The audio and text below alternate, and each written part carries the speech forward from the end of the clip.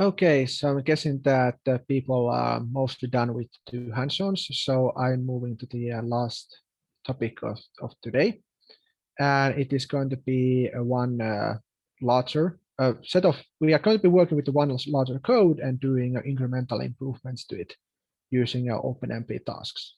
And the reason why I decided to include this code is that those hands-ons that you work on today and yesterday are pretty much the toy examples that is the simplest piece of code where I managed to find that would in some way demonstrate what each OpenMP construct does.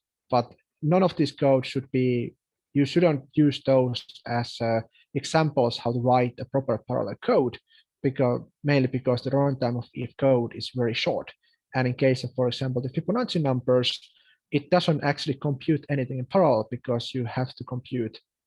But the nature of the way Fibonacci numbers are computed, it happens sequentially. So it is meant to simply be a simple toy example that has some sort of object that could be implemented as a task, and then you have a clear dependencies between the tasks. In this case, each task is going to compute from a Fibonacci number. Each Fibonacci number is computed from the two Fibonacci numbers combined for it, and therefore there is going to be a dependency between the tasks that compute those Fibonacci numbers.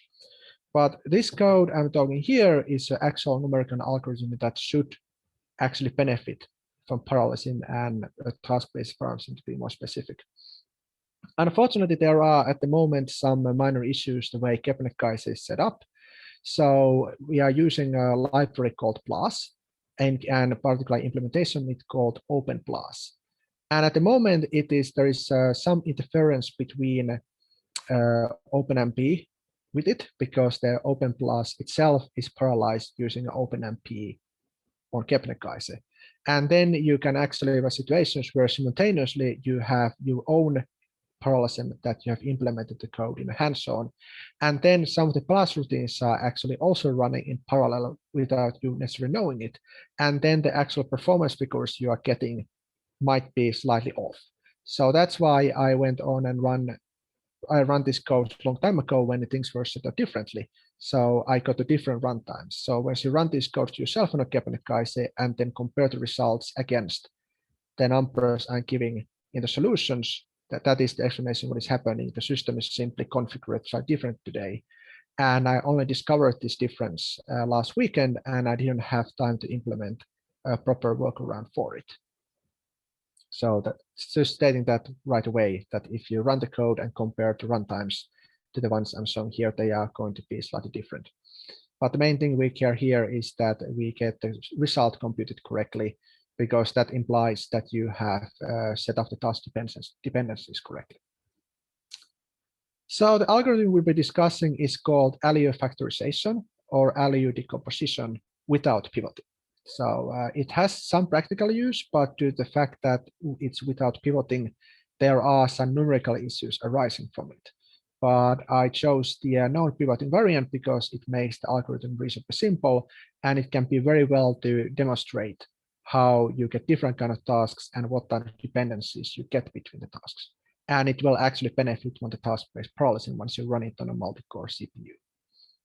So the point is that we are given a square matrix, and we want to decompose in such a way that it can be presented as a product of two matrices, where the matrix L is a lower triangular and the matrix U is upper triangular.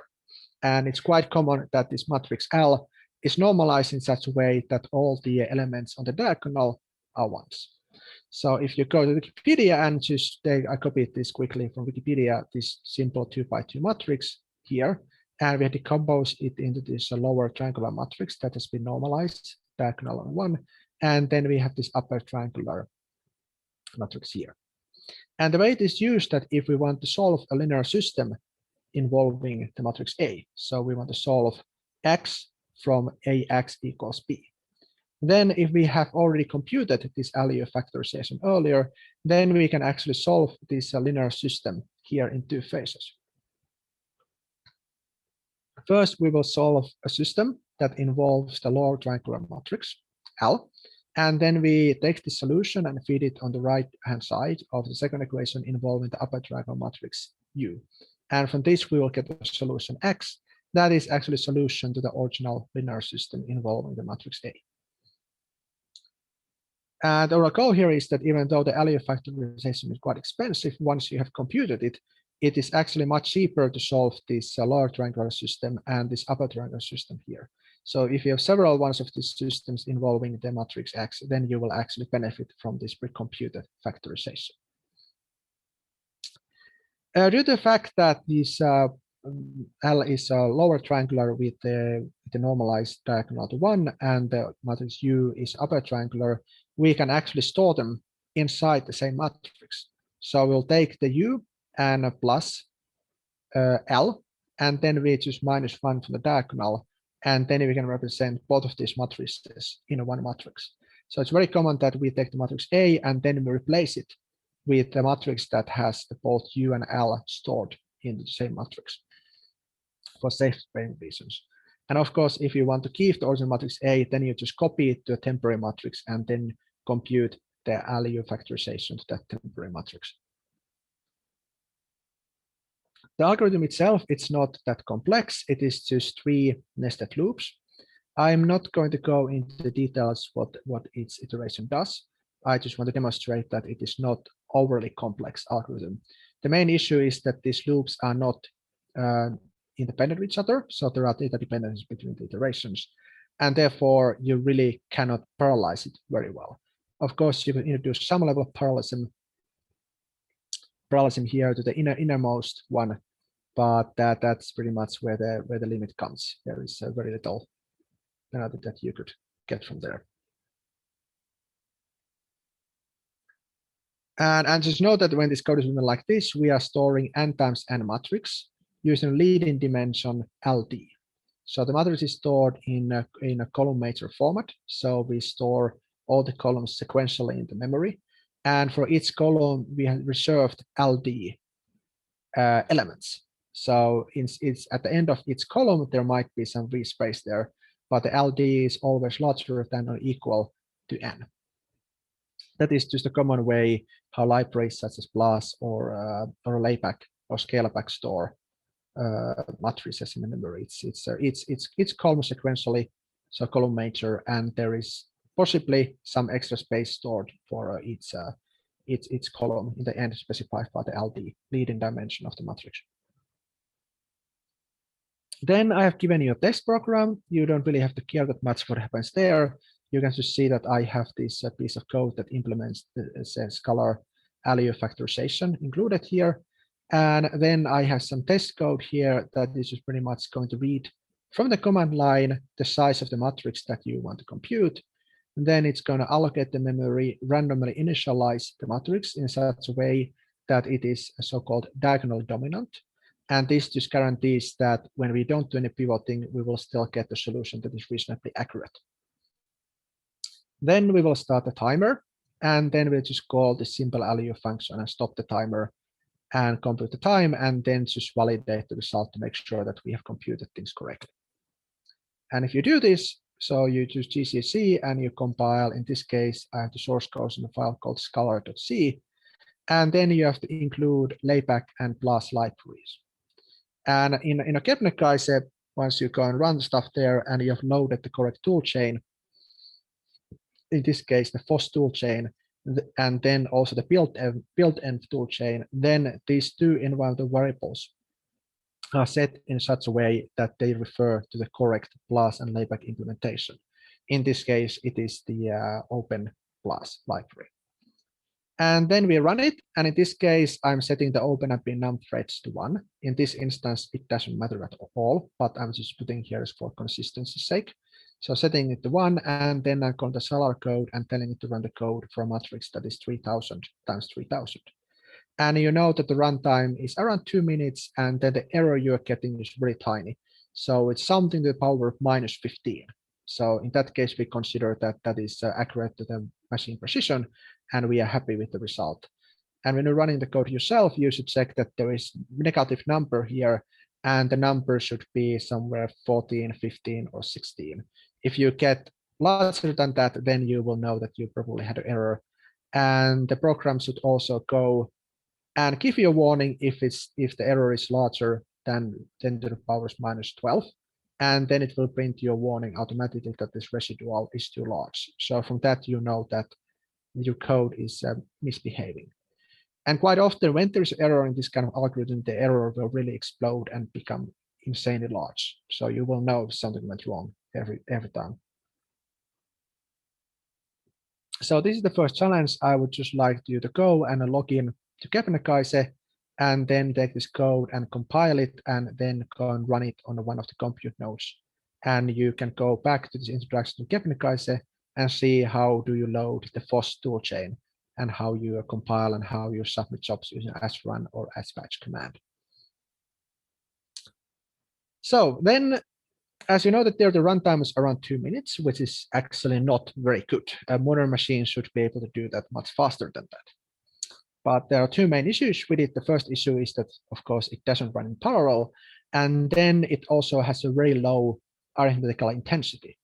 And this is a term that often appears in numerical code. It simply means that for each byte of data that you load from memory, you do very little computation from it.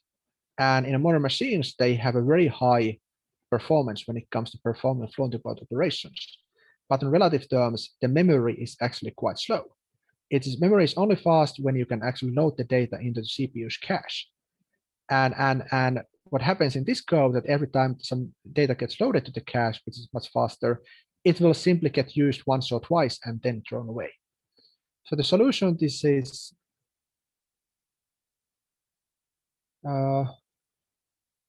yes, the solution is to implement something called the blocked algorithm for doing the factorization. And I just have some materials here in a slightly wrong order, so I will jump in here. So you may remember this figure from yesterday.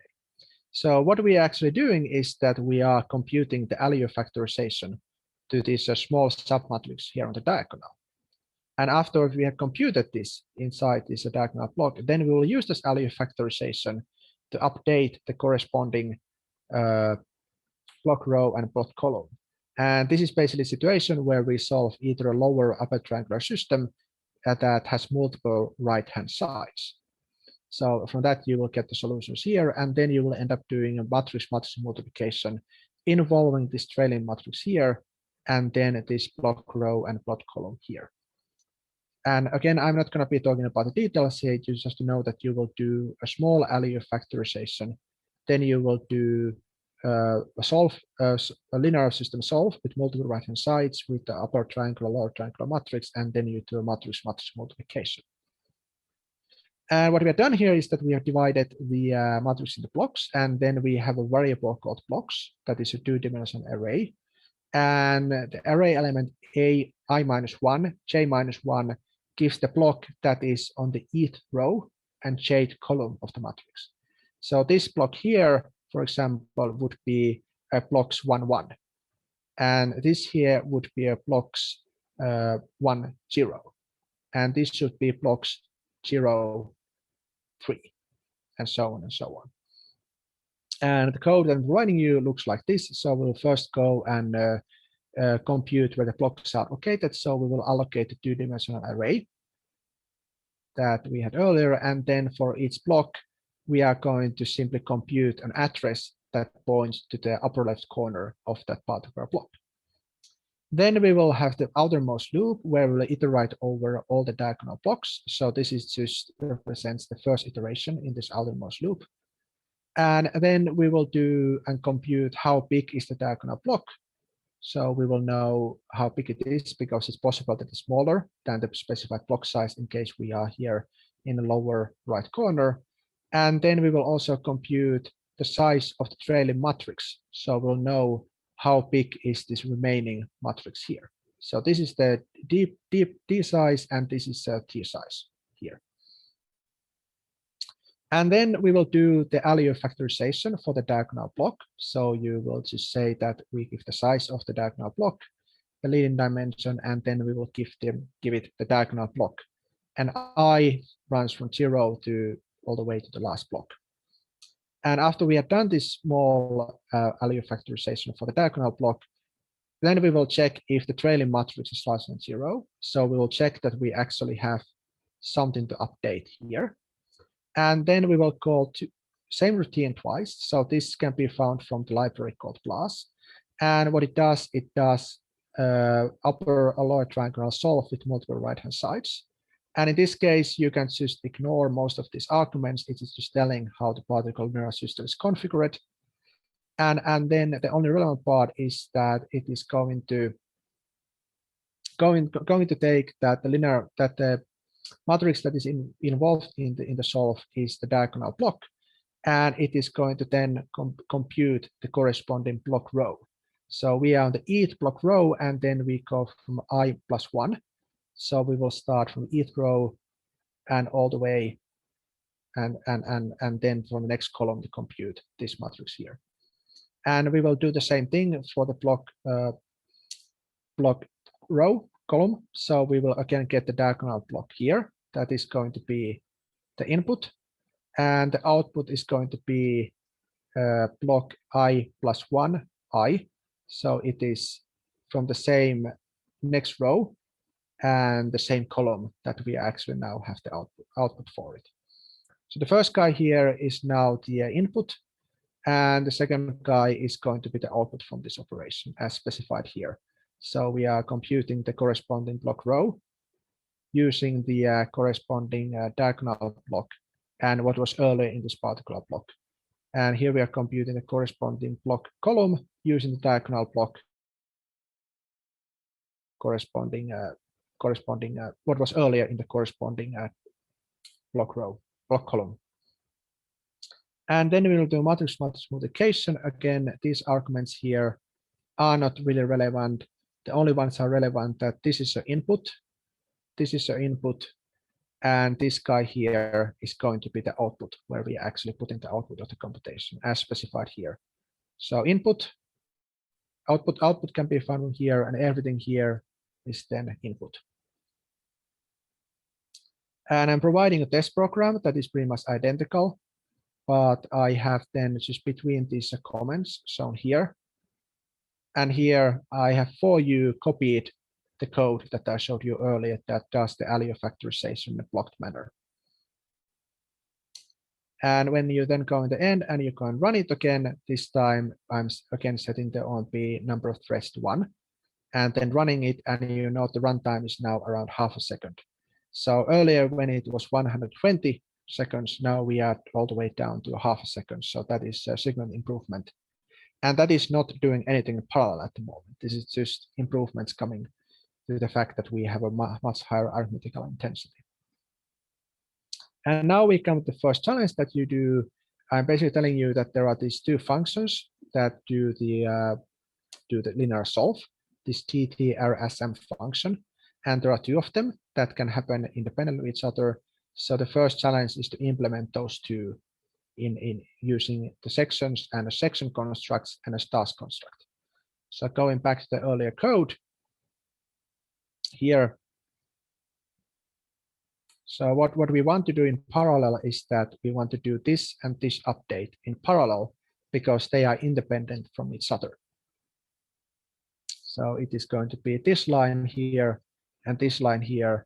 They are mutually independent of each other, but of course they depend on the input from the LU. And then when we do the matrix multiplication afterwards, it relies on the input from these two functions here.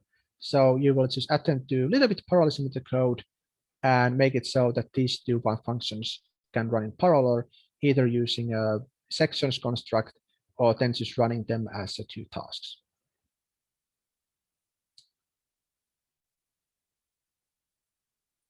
And after doing that, we will then go and move on to the next step, which is that after observing the performance there, you will notice that even though you're running a little bit parallel, it is not actually that much faster. So the next step is that we will actually go and do basically the same algorithm. So the figure is almost identical, but you note that this time for this block row and block column updates, we have actually divided them into smaller chunks. And the same applies to these trailing matrix updates here. So I'm calling this a finely blocked implementation of the allele factorization. And the code itself is again very similar. We will do this small LU inside the diagonal block. But when we do the block row updates, we actually have a for loop here that is going to jump over these individual columns that we have divided these block row updates into. And similarly, we have now have a loop here that is going to jump over this individual block rows of this block column update here. And then for the matrix update, it is again divided into individual blocks. And for that, we have two nested loops. One of them is going to loop over the rows, and the second one is going to loop over the columns in the row, and then do each one of these smaller subblocks using an individual call to the ggem routine in the class. And again, there's a test program that you can copy and start working on. And the only difference that you have this time is that you also, in addition to specifying the matrix size, you also have to specify the block size. That is going to tell you how big are these blocks for which we are dividing the matrices into. And then the challenge is to go and use tasks, and more specifically the depend clause, to implement this thing properly in a task-based manner. And just to give you some hints, what you should probably be doing is that you look at these individual operations that you do inside the loops. And I've already provided to you what is going to be the output and input. So this one here is the input, and this one here is the output. So you could imagine that this could be a one task, and then you could use the depend clause to specify that what is input and what is output. A similar thing we can do here. We again have the input here, and this is the output. So you could imagine that some sort of depend clauses could be used to parallelize that.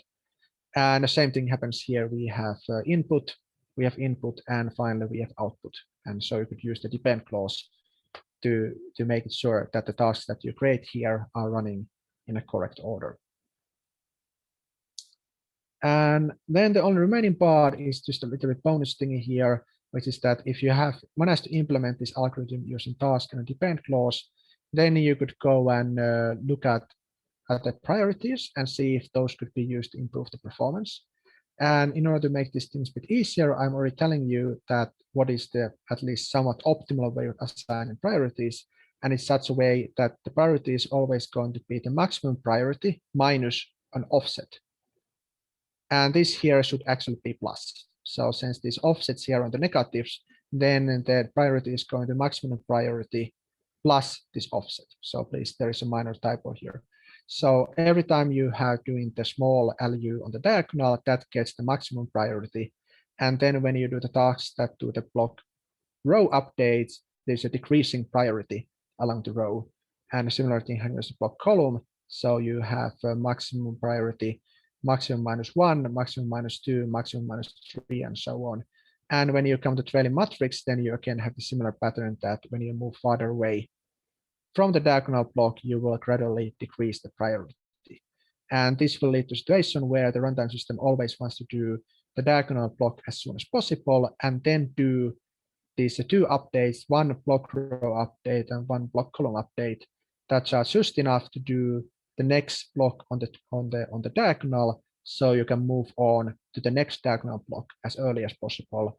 And then we repeat the process. We again see that at this point is this task here and this task here that has the highest priority. They get executed first, and that then allows us to do the next task that is going to compute a block on the trailing matrix. And then once that is computed, the runtime system can move on to the next diagonal block as early as possible.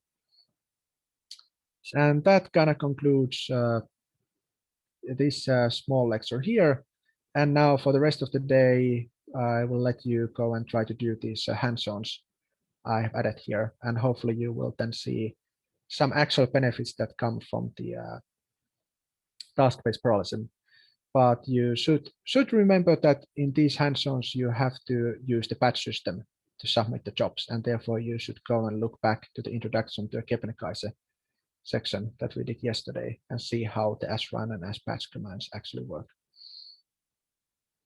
And I will be here at least until noon to answer any questions people have, and I may probably stay a little bit longer than that before I eat my lunch.